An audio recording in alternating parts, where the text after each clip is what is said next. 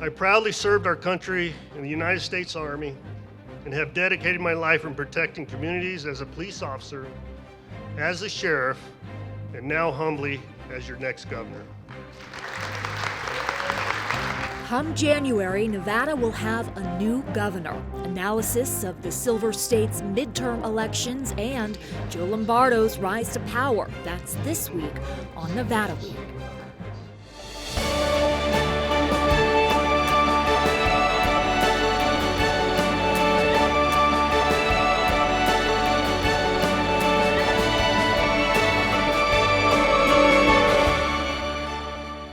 Support for Nevada Week is provided by Senator William H. Hernstedt. Welcome to Nevada Week. I'm Amber Renee Dixon. The Center for Information and Research on Civic Learning and Engagement at Tufts University estimates that 27% of youth ages 18 to 29 cast a ballot this year, marking the second highest youth voter turnout for a midterm election in almost 3 decades. The highest turnout was in 2018 at 31%. Ahead, we will speak with some of Southern Nevada's civically engaged youth. They are student representatives from this year's Las Vegas Sun Youth Forum. But first, now that we have election results, let's dissect them with longtime political reporter and CEO of the Nevada Independent, Jon Ralston. Jon, first off, congratulations. You correctly picked 9 of the 10 competitive congressional and statewide races. Amber. I appreciate it. Including the U.S. Senate race and the governor's race. So did anything surprise you in these midterms? It did surprise me a little bit that the Democrats here did as well as they did. Listen, it's no small thing to lose the governor's race because the governor is by far the most powerful individual in the state. But the fact that they held on to 3 House races, that they won some important constitutional offices besides governor, eked out a win in the Senate race that gave Democrats control of the U.S. Senate and picked up seats in the legislature. I didn't predict that, I have to tell you, Amber. And so it surprised me how well they did. So then what message did Nevada voters send this election? Well, I think they sent a mixed message, but in electing a Republican governor and a Democratic senator and keeping Democratic House members. But I think the message was, you know what, we're going to actually say that candidates matter and campaigns matter. Some of these candidates on the Republican side for statewide office, they're election deniers. They came across as unhinged in many ways, and Republicans voted against them. And they still came pretty close in important races. But Nevada voters said, this is a bridge too far. Yeah, that closeness of some of the races. For example, as of November 17th, Cortez Masto is at 48.81% compared to Laxalt at 48.04%, according to the Nevada Secretary of State in this U.S. Senate race. That competitiveness, what does that indicate to you about Nevada politics right now? We're a purple state. And these races are going to, if there's credible candidates on both sides for statewide office, they're going to be close.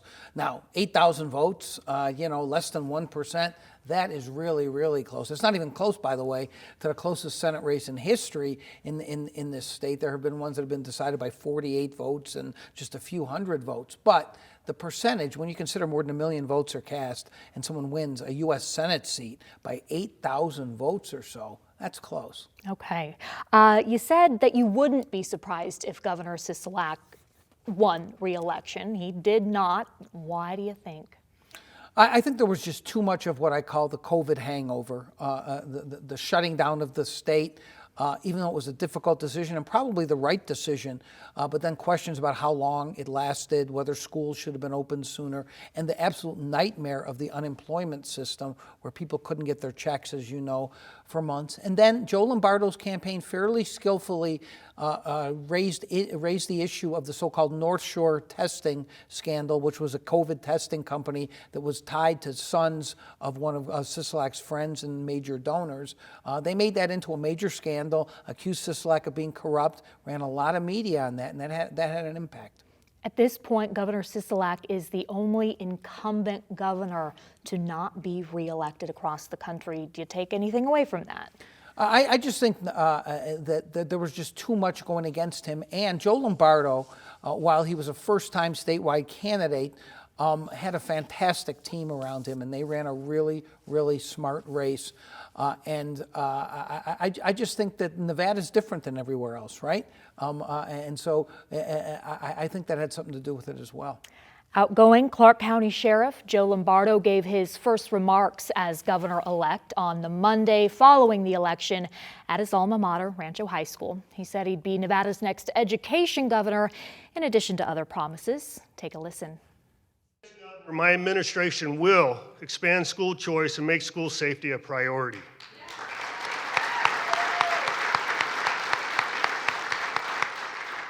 Fix the broken state agencies.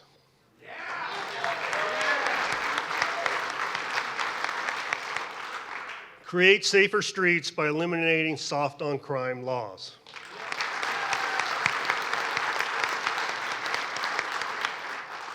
Get our economy back on track so we don't have to pay the price for bad decisions coming out of Washington, D.C. All right, of what Governor-elect Lombardo said there, what do you think he is most likely to get done, considering he is working with a democratically controlled state legislature? That's the issue, right? It's the other party controlling it, and they don't have the same vision of what Nevada should be like as Joe Lombardo did. Now, he has to say he's going to keep these campaign promises, right? And you saw some of them there. School choice, which the Democrats hate, repealing some of what the Democrats did when they were in complete control 2 years ago, Amber, and they passed this, what he calls soft on crime legislation, what they call criminal justice reform. So the real question is, we don't know what kind of governor Joe Lombardo is going to be. You know, he's just been a sheriff. He's a career cop. He doesn't know what it's like to be governor. Is he going to be really ideologically driven, or is he going to be willing to compromise with the Democrats in the legislature? And on the other hand, you flip that coin over, are they going to be willing to compromise with him or just kill everything that he proposes? We don't know the answer to that yet. Typically, how long does it take for a governor to transition and actually start getting stuff done? We're going to find out pretty quickly, because Joe Lombardo in February is going to start the legislative session, and we're going to see what he's proposed. He'll actually give his State of the State speech a couple of weeks earlier, and that will set the tone for the session. If it's a very confrontational speech saying, I'm going to undo everything you Democrats did last time, then we're going to really see some fireworks. But maybe it won't be that way. I think it depends who he gets around him. I think who his hires are as chief of staff and some department heads who know something about state government, right, and know how to deal with the legislature. There's no governor I've ever covered, Amber, who loves the legislature. They consider them a nuisance, right? They want to get their agenda passed, and even if they're of the same party, they think, oh, come on, just do what I want you to do. And so the governor has immense power in this state. We're going to see how Joe Lombardo uses it. And Lombardo has announced his transition team, which you tweeted that it's, quote, a rainbow in many ways, pretty good. What did you like about it? Well, I was quoting Larry David there, of course. Listen, I like the fact that he's got some high-quality people there. Jeremy Aguero, who is the most well-known data guy in the state, and I think he's been on every transition team for the last 10 or 15 years on there. Tina Quigley from LVGEA is on there. You have Peter Guzman from the Latin Chamber, who's on there. You have Dwayne Clinton from Southwest Gas. So you have a lot of disparate interests on there, but I don't think any of that matters. Transition teams are transition teams. They're just there to help get the government started under the Lombardo administration. Let's see what happens after he's inaugurated. Pretty good. Is that how he says it? He does. That's not a bad imitation. He did better than I could do. From the conservative perspective, I would imagine several are thinking, well, we're just going to expect some of the same old from the Democrats that have been reelected to the U.S. Congress. Are they fair in saying that? What do you expect from the Democrats at the national level this upcoming session? You know, they're going to have new leadership. Nancy Pelosi's not going to be the speaker anymore, and that's going to be a sea change for them, because Nancy Pelosi is one of the strongest speakers in history, whether you like her or not. She controlled that caucus. Will her successor have that kind of control? And will they say, you know, maybe people didn't love what we did before, and unfortunately, they're going to be consumed by the Republicans who are in leadership now, trying to investigate Hunter Biden and all the rest of the stuff, right? And so I think, listen, I have more optimism about Carson City than I do about Washington these days.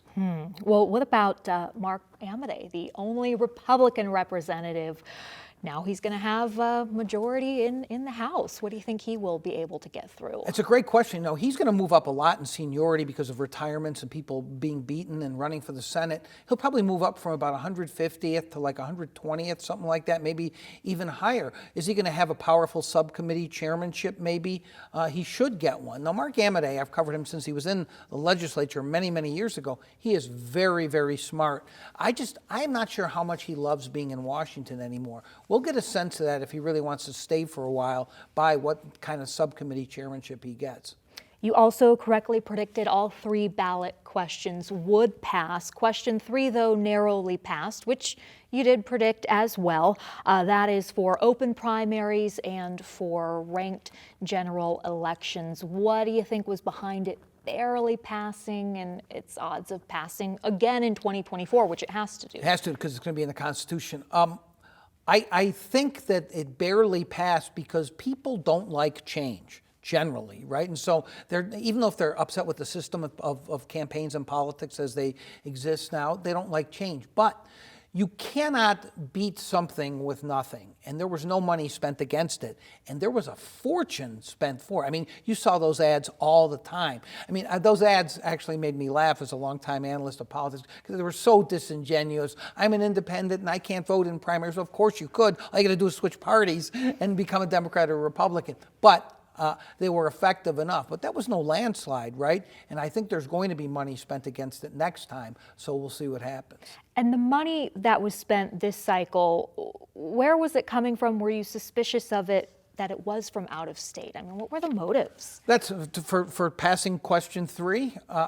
Listen, this is a group of billionaires, essentially, out-of-state billionaires who don't like the system for whatever their own reasons are, who want to change the system. And if you have that much money, you can generally change the system, even with something that would be inherently confusing or unpopular to people. And they've been doing this across the country. We're just another petri dish for them, and so that's going to keep going on. People are upset, Amber. They don't like the way things are going. Whether this is the right solution or not, though, I think we'll see.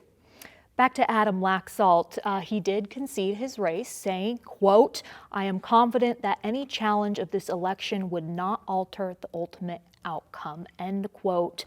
He was an election denier in 2020. What do you make of his concession? Really interesting, because as you point out, this is a complete change from Adam Laxalt, who said that Joe Biden's clear victory in this state, 33,000 vote, was tainted by fraud, made all kinds of unsupported allegations, was part of lawsuits. Then he loses by what is going to be a much smaller amount and says, it's okay, I'm not going to challenge it. This, to me, says that he wants to run for something again, that the election denialism he doesn't think is going to help him in the future, and so he's trying to maintain his viability is what that was about. What kind of seat would make sense for him at this point? It's a really good question. I mean, he lost running for governor and Senate, and I think he'll hang around. This is my prediction. I think he'll probably hang around to see if Mark Amodei retires, because that's a very Republican House district, that he lives in that district, I believe, and so he'll try to win that. He'll have a good chance to win that.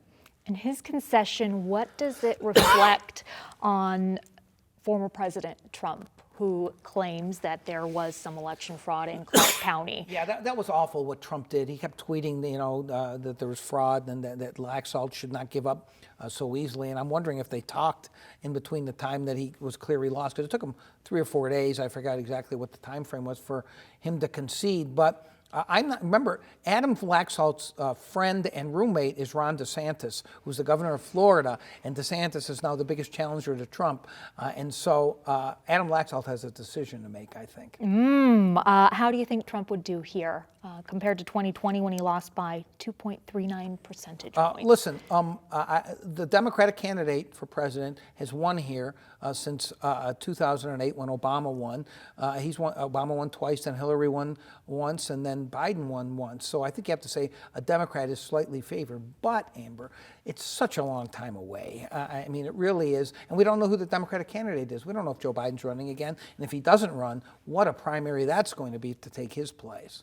So Nevada Attorney General Aaron Ford used Trump's announcement at a third run for presidency to send an email and ask for campaign donations. He just got reelected. What's behind that, do you think? shamelessness, brazen attempt to raise money off of Trump's announcement as if Aaron Ford can stop Donald Trump in some way. Ford's one of the most ambitious politicians I've ever met. He used to tell people way back when he was getting started that he would eventually be governor and then he would run for president. I kid you not. So he has been open about this. He's nakedly ambitious, not necessarily a character flaw. In fact, it may be good in the business that he is in. But I do think that he is going to run for governor in 4 years. And so you think that might have been his announcement? Not announcement, but it kind of was an announcement of sorts, although I said that on Twitter. I don't think he appreciated it, though. I imagine he didn't. Back to Joe Lombardo's victory speech. There were some members of the press that were not allowed in. There were claims that the press was at capacity. I was there. There were clearly enough seats. He did not take questions from the press either after. Is this a cause for concern or too soon? I don't know. I think it's too soon. I've always said, and listen, I've been the victim of this. I've been cut off from campaigns and administrations myself. It's never a good idea to cut off reporters, even if you think they're hostile, or news organizations. There's no upside for the elected official or the administration doing it. But I think you got to cut him some slack too. Right after a campaign, he's mad at certain people. He's happy to have won. He's feeling his oats. But I do think it's a cause for concern if this continues once he becomes governor. I don't think it will. Jon Ralston, CEO of the Nevada Independent, thank you so much for your time. You bet. On Election Day, quote, an unassailable reason for all of us to hope for a better tomorrow was on full display at Liberty High School, end quote. That's according to Brian Greenspun, CEO, publisher, and editor of the Las Vegas Sun, who on November 8th hosted the Las Vegas Sun Youth Forum, an annual event in Southern Nevada since 1956, excluding a pause for COVID. The forum's purpose is to bring awareness to young people's perspectives on issues important to them. And joining us now to do just that are Haley Reiser, a junior at Spring Valley High School, and Orlando Moreno, a senior at Del Sol Academy. Thank you both for joining us here today. How this works is that there were numerous rooms at Liberty High School. Each was assigned a different topic, and at the end of the discussions, someone was elected to represent that room's consensus. And that is what both of you did, so congratulations. Haley, your room's topic for discussion was school days. Yes. What school-related issues were most prevalent in that discussion?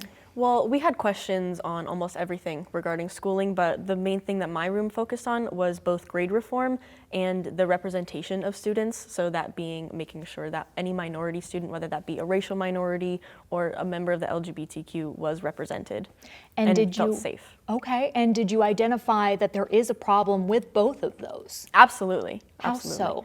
So many times, we live in a very heteronormative society, which is where there is absolutely no education both in the school and out of the school of any minority regarding sexuality. And same thing with white privilege. We learn so much about our white history, but we never learn about any Native American or Latino or any racial minority. And so we were really focusing on bringing education to include everybody in that way. And what about grade reform? What were the issues identified with that?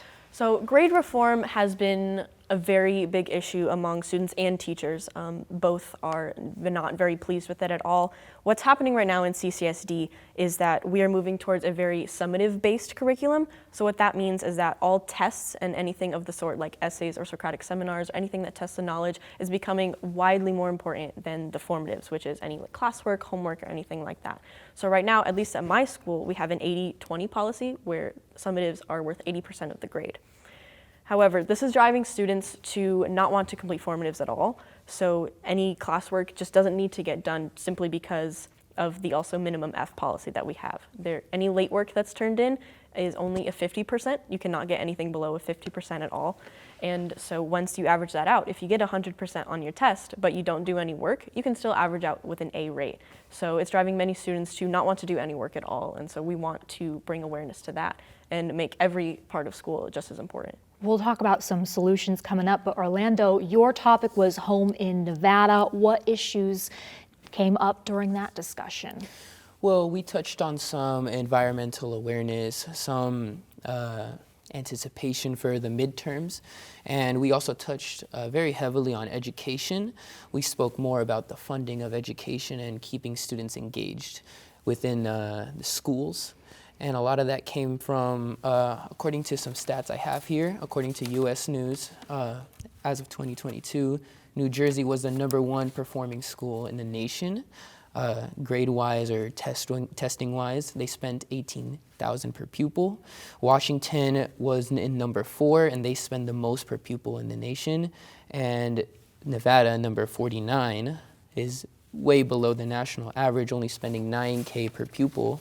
So that was just something we highlighted at the conversation, and we also spoke about student involvement, keeping students engaged after schools with clubs or fine arts, things of the sort, you know, like social justice movements such as what Haley was involved in. And Is there a lack of that? Are there a lack of clubs? I don't believe so. I don't believe there's a lack of clubs, but I do believe there is a lack of a push from schools and the school district in general to get kids into those clubs, because the clubs are there, but how many kids are really in those clubs? 10, 20? It's not enough. We have thousands and thousands of students at schools and only maybe hundreds in clubs. What's the motivation for them to go into those clubs? You had talked about off camera in regards to representation, clubs that would help make minority students feel more seen and appreciated. Were there enough clubs among the students you talked to? I don't think all around. Personally, at my school, I'm very lucky to be involved and interact with so many different clubs. Like I said, I am part of the feminist club on campus, her club, History, Education, and Representation. So that has definitely pushed a lot of togetherness in our community, and our Black Student Union is also highly, highly impressive. It's one of the largest clubs at our school, if not the largest, and they put on events for the whole school to enjoy. But in talking with the people in my room, that was not the case for all. And so especially in those lower income areas, or even just the schools that have those higher minority populations, I think it's more important to have those clubs instilled there where they're not. Let's talk about solutions to grade reform. And both of you can talk about this because grade reform is something that's impacting you at your school as well. What would you like to see happen? What did the students talk about as a possible solution? Personally, I would like to see a more equal distance between formatives and summatives. It doesn't have to be exactly 50-50, and it doesn't have to be that formatives are worth more than summatives, but at least getting to that 30-70 or even 60-40 range to where the summatives are worth just a bit more, it will drive students to complete their work a lot more and a lot better. And I think that instilling a late work policy, like to prepare for college, in many colleges, you cannot turn in late work without getting 10% docked per day, or at least that is in UNLV, I believe. And so I think that instilling something like that would help prepare a student for the real world, or even just for college. And I believe that instilling late penalties and bringing those back, because we had those when my freshman year, which is 3 years ago, we had those in CCSD, but we've since gotten rid of them. And I think those really motivated students to get things done on time, whether it be summative or formative. And I feel like, honestly, 50-50 would work even better, because you shouldn't be able to pass a class, which passing is a D 60%. I don't think you should be able to pass a class just off the tests alone. I think you should have to learn how to do some of the busy work, because that's important to be able to manage your workload and be able to manage the stress that comes with it. I think it's a great skill for students to learn, especially if they're moving into higher education in colleges and universities, but also be able to perform well academically during tests and summative assignments. So is this possibly hurting students as they are preparing for college? Absolutely. I believe that it's going to be detrimental to build these bad habits at a young age, K through 12, and then go to college, and the rules are completely different. There's late penalties, there's a different grading system. It's not preparing us for college, it's preparing us for high school. It's preparing us for, it's failure. Haley, Back to the representation issue, one question that you were asked, all of the students, should schools be able to have lessons discussing prejudices against specific groups? Transphobia, homophobia, Islamophobia, racism, anti-Semitism. What was the consensus on that? Absolutely. There was almost a universal opinion within my group that there is not enough history on every single group that we see in our classrooms. And so one of the largest ones was focusing on Stonewall, actually, which not a lot of people are taught this, but Stonewall is what incited the first gay civil rights movements in 1969. And so not many people know about it and are not able to see themselves within the classroom. And so that was one of the main issues, focusing more heavily on the Trail of Tears, taking away importance from people like Christopher Columbus, who have been almost idolized in our classrooms when they very much have not been the most positive contributors to our history. And so I think that telling history and giving education in a more objective way rather than subjective would be the goal. Haley Reiser, Orlando Moreno, thank you so much for your time, and thank you for watching Nevada Week. For any of the resources discussed here, including election results, go to vegaspbs.org/Nevada Week.